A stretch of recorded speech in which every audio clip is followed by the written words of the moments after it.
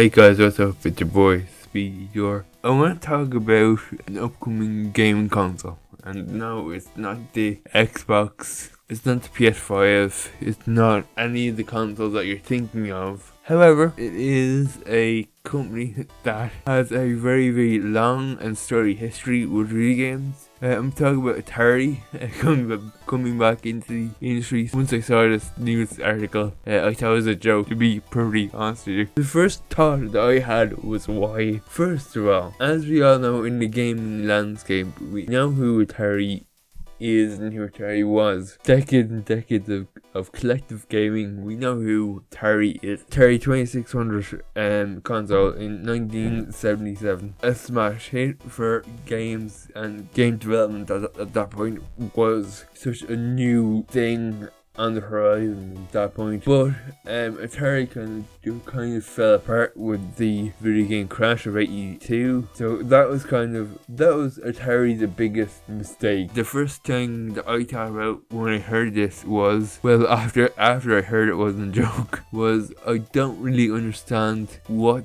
their ploy is going to be. And what I mean by that is, what is their market? Like, who are they marketing towards? Are they marketing towards their retro crowd? Because the retro crowd already have all the games that they need from Atari. No shade in Atari, but when you play an Atari game, kind of play them all at some point, you know? They're not that complex. I was thinking, right, okay, like this could be like something like a game development kit, so they could run their games off of Atari VCS. The hardware in it isn't that powerful to do anything like that.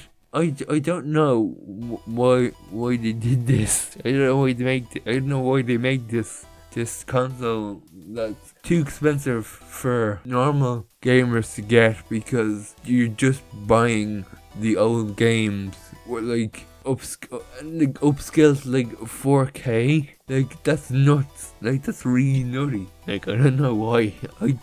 I genuinely am confused about this. What is their demographic? Who are they trying to target with this?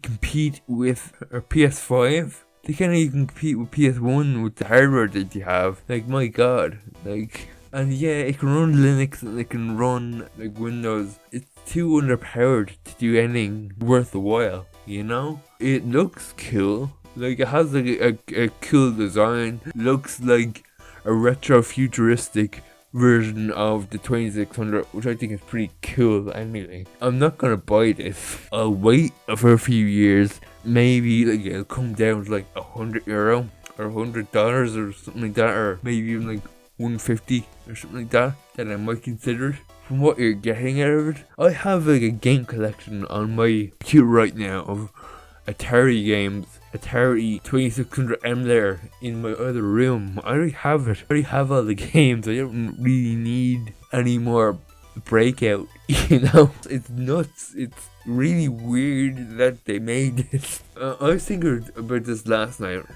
Atari could have been the American version of Nintendo. They could be as beloved as Nintendo in America, you know, and it's just a shame that they didn't get that, because Atari were pioneers, like 100%. Like, they built this stuff from the ground up. Nobody was doing stuff like this at that time.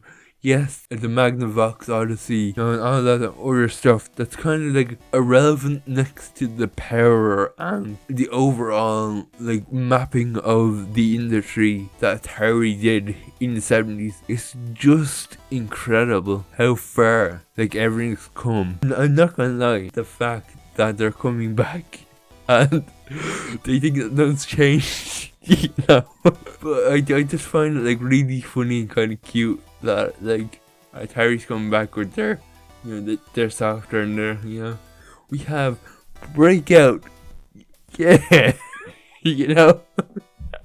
They can come back. Is it gonna harm the industry? Like, absolutely not. Are people gonna buy it for the novelty?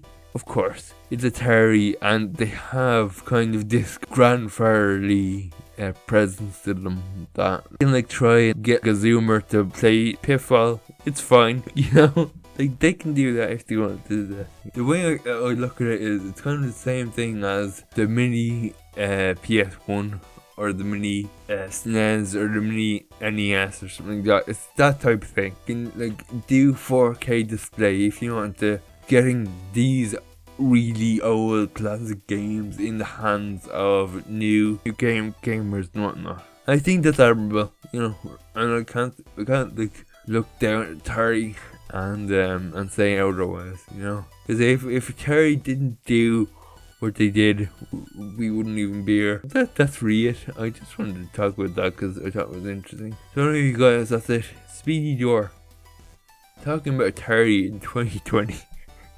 forever.